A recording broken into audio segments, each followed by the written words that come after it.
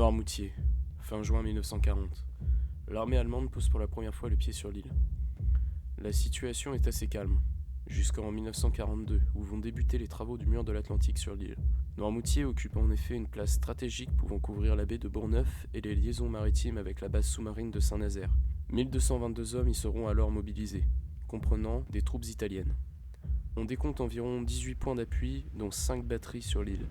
La majeure partie de ces ouvrages seront réalisés après la venue du maréchal Rommel en 1943, jugeant alors les défenses insuffisantes.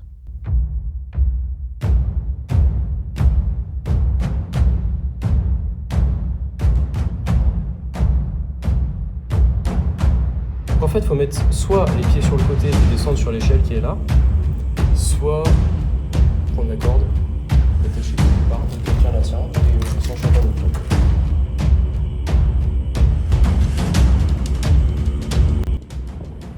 Nous nous retrouvons donc à la pointe de l'Herbaudière, où se situe un bunker de type M162A.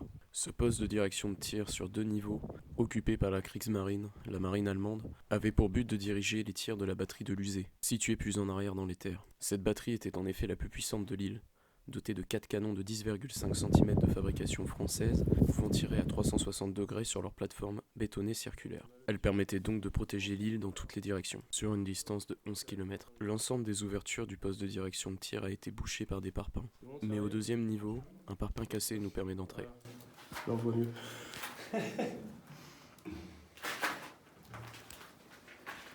Bon, il y a de quoi dormir en tout cas. Ouais, il y a un petit lit ici. Là, on voit encore les piliers. Et le parpaing qui n'est pas censé être là. Donc là, je vous explique, ça va être un petit peu périlleux.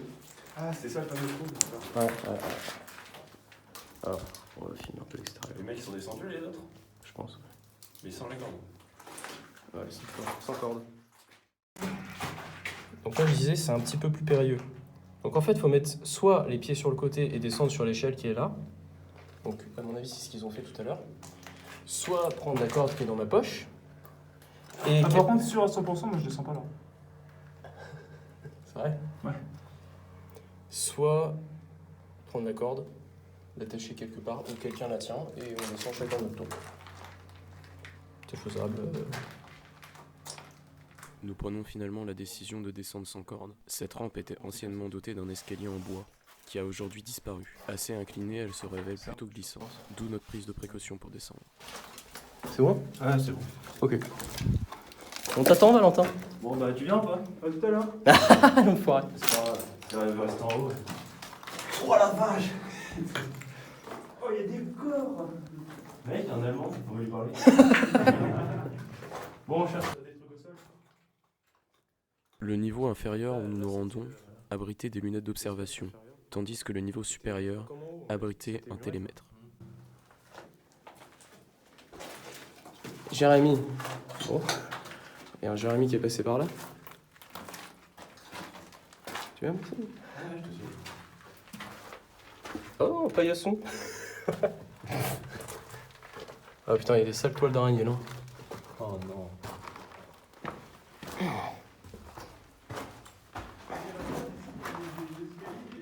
Mais c'est passé quoi là? À mon avis, les escaliers étaient en bois. Et du coup, avec le temps, Un siège? ils n'y sont plus. Ouais, il y a un siège de voiture qui est ici. Nous sommes actuellement dans la salle centrale du bunker. Elle était nommée Rechenraum. Cette salle recevait les informations du télémètre afin de calculer les distances. Alors là, tu vois, il y a une caponnière pour mitrailleuse qui protégeait l'entrée. Là, ça devait être une pièce soit de... peut-être de radio, parce que comme c'est un poste de commandement indirectement, parce que c'est un poste de direction de tir. Ouah, c'est un peu compliqué, hein. C'est pas un endroit fait pour moi. C'est-à-dire que... Nous continuons la visite pour nous retrouver dans la salle des communications téléphoniques. Ouais, c'est grand, hein. Ah, attends. Donc là, la pièce, à mon avis, elle a brûlé. On a toujours les conduits tuyauterie allemande. Hein.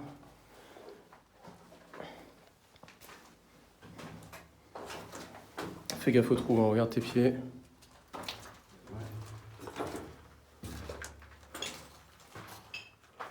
Voilà, donc ici en fait, tu as une autre caponnière et logiquement ça surveille l'entrée du bunker, donc de l'autre côté à l'arrière.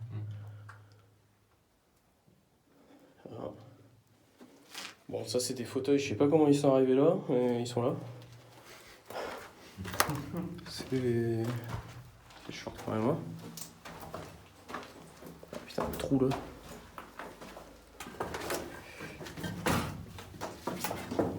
Bon. Alors là, ils ont coulé, à mon avis, pour boucher. T'as pas entendu? Ouais, je sais, mais c'est à tes pieds, je crois. Non, c'était pas mes pieds, non. Ah, mais c'est rien. Ouais, là, l'entrée, bah, du coup, elle a été modifiée. Ils ont écoulé du ciment pour le boucher. Il y a rien. Si.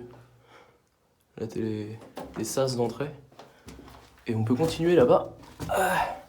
Et ça devait être la véritable entrée. En effet, comme on peut le voir, la municipalité a bouché l'entrée du bunker avec du ciment, afin sûrement d'éviter tout squatter. Ouais.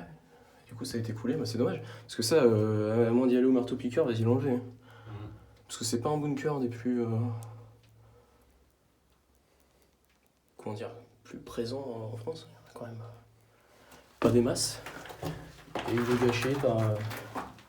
Juste parce que, à mon avis, les squatteurs viennent ici, donc on bouche et c'est pas réhabilité. Ouais, c'est ça. Vie de merde. Bon, on va remonter. Hein. Ah, il y a encore les gonds des portes. Par contre, il n'y a plus les portes. Et je sais pas comment ils ont réussi à amener un fauteuil ici. Putain, j'ai une mouche sur mon écran. Putain, j'en ai une, c'est une. Foiré de mouche. J'ai une mouche aussi de la lumière, du coup. Voilà, parfait. Hop. On retourne dans la pièce.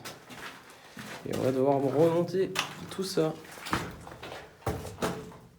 Après une sortie plutôt difficile, nous nous orientons vers les autres ouvrages du site.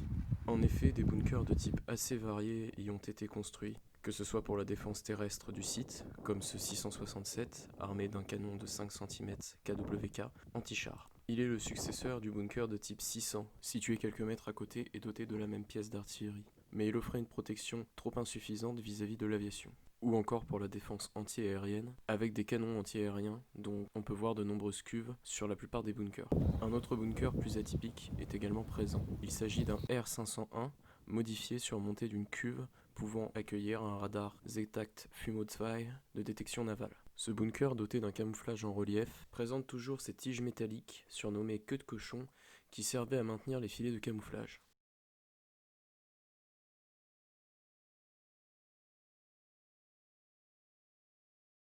Pour terminer la journée, nous nous rendons sur la plage de Luzéronde, où se situe le point d'appui SA-131 Lundendorf. Il était composé de 2 casemates de type 669 pour canon de 7,5 cm. Le toit de ces 2 casemates était recouvert de tuiles, afin de les camoufler en maison.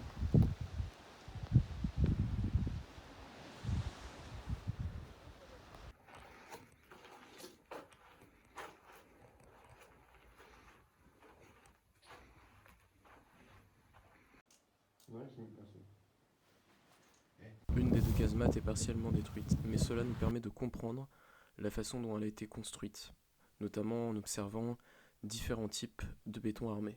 Plus en arrière, on retrouve de nombreux abris légers, pour le personnel, mais aussi pour les munitions.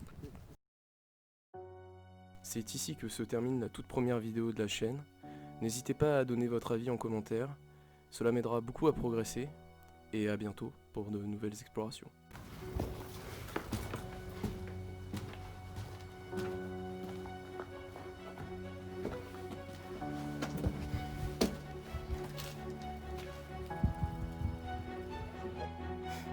Il y a bientôt 2 cadavres.